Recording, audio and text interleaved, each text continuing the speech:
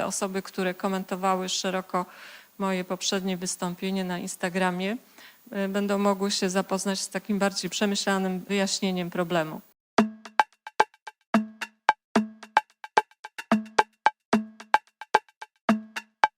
Widzowie uważają, że jeżeli nie rozumieją dialogów, to jest zły dźwięk i przypisują to przeważnie temu, że jest to problem po pierwsze polski, po drugie realizatorzy polscy nie potrafią robić dźwięku, przez to dźwięk w polskich filmach jest zły, polskie filmy przez to są złe i w ogóle nie da się ich oglądać, jeżeli się nie włączy napisów. To nie jest problem polski, ponieważ 85% widzów, jak wskazują badania, ogląda filmy we własnych językach z napisami. I ten problem istnieje w Wielkiej Brytanii, w Niemczech, w Holandii, również w Stanach Zjednoczonych. Obracam się w środowisku osób, które się znają na dźwięku i w moim przekonaniu robią dobry dźwięk. Nie mówię, że wszyscy co do joty polscy realizatorzy, reżyserzy dźwięku robią go tak jak trzeba, ale uważam, że jakość w ogóle polskich filmów kręconych przez młodych reżyserów i praca wszystkich ich współpracowników, operatorów, montażystów i również reżyserów dźwięku, kompozytorów rośnie i to z przyjemnością oglądam te właśnie filmy młodych autorów. Komentarze, które czytałam na Instagramie, to, że w starych polskich filmach jest świetny dźwięk i wszystko można zrozumieć, a w tych nowych, no to oni się posługują jakimiś tam starymi swoimi setupami głupimi, które już dawno powinny być wyrzucone do śmietnika i dlatego właśnie nic nie słychać. To było kino w czasach, kiedy nie było wielu rzeczy, był dźwięk monofoniczny i nie było na przykład mikroportów. Dlaczego o tym mówię? Bo mam takie przeczucie, że mikroporty bardzo dużo zmieniły. Mikroporty weszły nie tylko na plan filmowy, ale również do teatrów. Aktorzy zaczęli grać z nagłośnieniem i w tym momencie odkryli, że nie muszą mówić bardzo donośnym głosem po to, żeby być słyszalnym. I to przeszło również na plan. Mikroporty, które są fantastycznym urządzeniem, pozwalają właśnie nagrywać dźwięk bezprzewodowo, bez użycia tradycyjnego mikrofonu, mają jednak ciągle wady brzmieniowe i pomimo tego, że mamy w tej chwili do dyspozycji już wspaniałe cyfrowe mikroporty, to one dalej nie dają nam takiej jakości dźwięku, jaką daje klasyczny mikrofon. Co za tym idzie jeszcze, na plan wkroczyła większa liczba kamer niż jedna. To też no, tak jakby przymusowo narzuca konieczność używania mikroportów. Mieliśmy aktorów, którzy mówili z lepszą emisją, były robione w mono, więc ten dźwięk, który powstawał, był już tak jakby skończonym masterem i nie było żadnej wariantowości tu i produkowania różnych wersji z Dolby Atmos do 5.1, downmix z 5.1 do stereo, do laptopa, do telewizora, na telefon, różne wersje, w których ma się zmieścić obszerny, bardzo gęsty dźwięk, na przykład atmosowy, prawda, czy 5.1. To jest inny świat w tej chwili. I jeszcze jedna taka uwaga odnośnie zmiany języka filmowego. My w tej chwili żyjemy w czasach, kiedy serial telewizyjny właściwie ma wszelkie cechy dobrego filmu kinowego, a poza tym w dostępie widzów na serwerach streamingowych znajduje się bardzo dużo filmów, które nie były kręcone celowo właśnie na te platformy, tylko do kina. I spotkałam się w różnych opracowaniach z takim sformułowaniem, że zgrania dźwięku są zbyt kinowe. To znaczy, że mają za dużo elementów, za dużą dynamikę, rozpiętość od głośnego do cichego dźwięku jest zbyt wielka, pod dialogami jest za dużo rzeczy, dialogi są gęste, wypowiadane w pośpiechu, poza kadrem, w biegu, na motorze, pod helikopterem i tak dalej. Czytelność dialogu, jak pewnie wszyscy wiecie, zależy od tego, jak one zostaną wypowiedziane. Mianowicie w szkołach nie uczy się dobrej wymowy. Nauczyciele nie uczą już dykcji, a kiedyś uczyli. Przyszli reżyserzy dźwięku, nie znają zasad polskiej dykcji. I w tym momencie taka osoba, która nie zna zasad akcentowania i zasad wymowy, nie jest w stanie nawet pokierować się nagraniem. W tym problemie mamy 3 etapy: kreacja, dostarczenie i odbiór. Teraz jeśli chodzi o kreację, szybciutko tutaj wymienię momenty, które według mnie są kluczowe. Mamy dzisiaj tutaj panel na temat scenariusza. Słuchajcie, w Brytyjskim Instytucie Akustyki były robione badania, które wykazały, że jeżeli w zdaniu padają kwestie nieprzewidywalne, czyli takie, które trudno wymyślić, słysząc część zdania, jakieś trudne słowa, których nikt nigdy nie słyszał, to czytelność drastycznie spada. Zrozumienie samych głosek to jeszcze jest połowa sukcesu, bo to, że my rozumiemy wszystkie słowa, nie znaczy, że rozumiemy sens zdania. Przekonałyśmy się o tym z Marą właśnie w filmie Pod szarym niebem. Mieliśmy tu taką sytuację, że była rozmowa przez telefon Leny. Tutaj widzicie tekst w scenariuszu, gdzie z tego tekstu w ogóle nie wynika, do kogo ona dzwoni. I tak to zostało nagrane na planie. I potem grupa fokusowa stwierdziła, że oni myślą, że to jest do dziennikarza. W związku z tym dodaliśmy te teksty, które padły w filmie, Małysz i Lubi Maja Maja, czyli nagraliśmy ponownie rozmowę telefoniczną.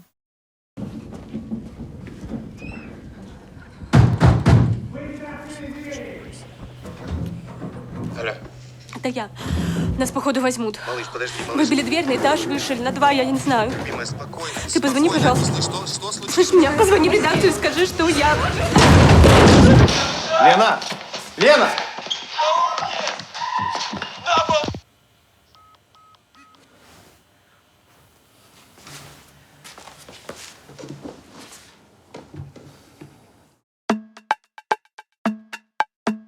Kolejna kwestia, o której chciałam powiedzieć, to i na którą narzekają na przykład osoby nagrywające na planach amerykańskich, to jest kurczenie się budżetu, ciśnienie na redukcję liczby mikrofoniarzy na planie, ciśnienie na to, żeby jak najwięcej właśnie nagrywać na mikroportach i ciśnienie na to, żeby osoba nagrywająca i cały pion dźwiękowy na planie był przezroczysty, czyli nie ingerujący kompletnie w proces ekipy filmowej. I to jest niestety już dosyć niebezpieczne. W moim przekonaniu bardzo trudno jest nagrać dźwięk dobry i taki, który pozwoli uzupełnić te właśnie niedoskonałości wymowy, które zawsze jakoś tam się pojawią, jeżeli nie ma właśnie takiego wsparcia, jakie ja miałam Pod szarym niebem ze strony reżysera. Ale reżyser to nie wszystko, bo to musi być jeszcze współpraca z kierownikiem planu i z drugim reżyserem. Bo takie prośba o minutę ciszy po ujęciu to naprawdę w skali produkcji filmu nie jest dużo, a może uratować jakieś teksty. I teraz o czym jeszcze piszą różne fora i rekomendacje, między innymi o tym, że jeżeli wybiera się do filmu aktorów, którzy wiadomo, że mówią niewyraźnie i robi się to w pełni świadomie, to niestety trzeba się liczyć z konsekwencjami. Wtedy no, naprawdę nie można zwalać winy na osoby zajmujące się dźwiękiem. Kłaniam się głęboko reżyserom i uważam i zgadzam się z Marą, moją ostatnią reżyserką, że to, że reżyser dba o dobrą wymowę na planie, to jest wielka rzecz. To jest wielka rzecz i wielki krok w kierunku właśnie widza, który na końcu musi te dialogi odsłuchać i chce je zrozumieć. Podczas postprodukcji osoby takie jak reżyser, montażysta, reżyser dźwięku nadzorujący znają dialogi na pamięć. Wszyscy się ich uczymy na pamięć i nasza zdolność oceny, czy one są czytelne, czy nie, spada. I tutaj grupy fokusowe są bardzo dobre i grupy fokusowe w moim przekonaniu powinny być złożone z osób w różnym wieku. I młodszych, i starszych, bo osoby starsze, o czym powiem zaraz, też mają inny odbiór. Żeby nie było tak, że my nie jesteśmy nic winni, czyli ta społeczność, którą tu reprezentuję, to mogę powiedzieć, że owszem, zdarza się, że z różnych powodów nie są wybrane najlepsze, dobre, najbardziej czytelne. Czasami ktoś pewnie nie powie, że trzeba nagrać postsynchron, bo jest to, no, czuje, że to dyshonor, bo nie potrafił czegoś uratować, a wydaje mu się, że uratował. W dialogach najbardziej przeszkadza, jeśli chodzi o inne warstwy dźwięku, muzyka. Mniej przeszkadzają dźwięki efektowe, w tym dźwięki ciągłe, jak na przykład tła. Zdarzają się też oczywiście przypadki przeprocesowania, one też są omawiane w internecie, jak nadmierne odświszczanie, czyli usuwanie sybilantów, nadmierna kompresja itd. Przechodzę już do tego dostarczania, czyli delivery. Różne wersje trzeba zrobić do różnych mediów, prawda? I powiem wam, że ten dźwięk, który robimy do kina, on zawsze ma lepszą czytelność z wielu powodów. Po pierwsze mamy głośnik centralny, w którym mamy dialogi. I to jest po prostu niesamowita separacja. Mamy osobny głośnik, który pracuje nam z dialogami. Na słuchawkach już tego nie ma. Wszystko jest wrzucone do tych dwóch kanałów. Po drugie, dynamika dźwięku w kinie jest wielokrotnie większa. Nie ma takiej możliwości, żeby doznać tego samego na słuchawkach z laptopa, gdzie mamy dynamikę, nie wiem, rzędu powiedzmy 18 decybeli i w kinie, gdzie mamy 36. No i to i tak jest mało, dlatego że w kinie analogowym było 35, a my możemy zrobić 100. Tylko my tego nie używamy z różnych względów, o których też teraz tu nie chciałabym mówić, ale jednym z nich jest właśnie to, żeby ten dźwięk się przenosił do innych formatów. Tu są różne kruczki, bo na przykład telewizja Kanał Plus niestety nie używa naszych przygotowanych dla widzów zgrań stereofonicznych. Oni je biorą, ale ich nie nadają. Przejdę jeszcze do odbiorców. Odbiorcy od gdzieś tak lat 2000 mają do dyspozycji ekrany płaskie, głośniki grające w ścianę. Zachęcam wszystkich do eksperymentu postawienia najprostszych głośników komputerowych grających w stronę uszu. Znacząco poprawia czytelność dialogu. Znacząco, naprawdę. My jako pokolenie jesteśmy narażeni na różne dźwięki, na które nie byli narażeni nasi ojcowie, dziadowie. I w tej chwili procent społeczeństwa, które ma zauważalne uszczerbki słuchu, wzrasta. 14% widowni brytyjskiej posiada zauważalną utratę słuchu. 60% widzów BBC zgłasza problemy ze zrozumieniem dialogów i narzekają na zbyt głośną muzykę i tła. 13% na złą angielską wymowę, 19%, mamrotanie i złą dykcję, 14%, mówienie za szybko, 11%. I teraz może coś o społeczeństwie niemieckim, bo polskich badań nie znalazłam. W Niemczech 12 do 14 milionów ludzi w wieku 15 do 75 lat ma uszczerbki słuchu. To są dane z 2022 roku. Przeciętny wiek niemieckiego widza to 60 lat.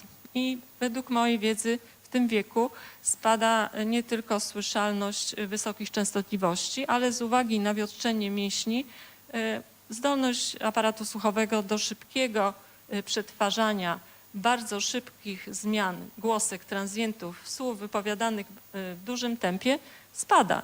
I dlatego właśnie chciałam zwrócić uwagę na tempo dialogu. I jeszcze na koniec dwa akcenty. Instytut Fraunhofera opracował algorytm, który stanowi podstawę pluginu firmy Nugen do obiektywnego pomiaru czytelności dialogu. I ten plugin ma być rekomendowany przez Netflix, z tego co mi wiadomo. I druga rzecz, weszła dyrektywa unijna, w tym roku w marcu już zaczyna obowiązywać ona. To jest dyrektywa z 2019 roku numer 882. It shall be at least one mode of operation with enhanced audio features that enables users with limited hearing to operate the product. I ten urywek został zinterpretowany, a właściwie no, chyba trochę przeinterpretowany przez producentów telewizorów, o ile się nie mylę, bądź też jakiegoś dużego właściciela platformy internetowej. Na zlecenie tychże oddział firmy Dolby opracował algorytm, który już jest w testach, który pozwala w zgranym filmie ściszyć muzykę i tła o 9 decybeli, pozostawiając wyłącznie dialogi. I to się nazywa Enhanced Audio, więc przyszłość nasza będzie taka, że jak zrobimy nieczytelne dialogi, to widzowie będą mogli sobie w domu ściszyć muzykę i efekty o 9 decybeli. Oznacza to, że właściwie niczego więcej nie będą słyszeć, tylko dialogi. A jeszcze, żeby nie wyjść tak no właśnie na taką czarnowiskę w sprawie tej czytelności, to chciałam wam powiedzieć, że przecież w filmach Nolana właśnie są w wielu miejscach dialogi nieczytelne, a jakie dochody przynoszą jego filmy, prawda? Ile widzów go kocha, uwielbia i ludzie do kina. Więc może to rzeczywiście nie jest takie straszne, jak czasami czegoś tam nie zrozumiemy, ale za to odbierzemy wspaniałe emocje.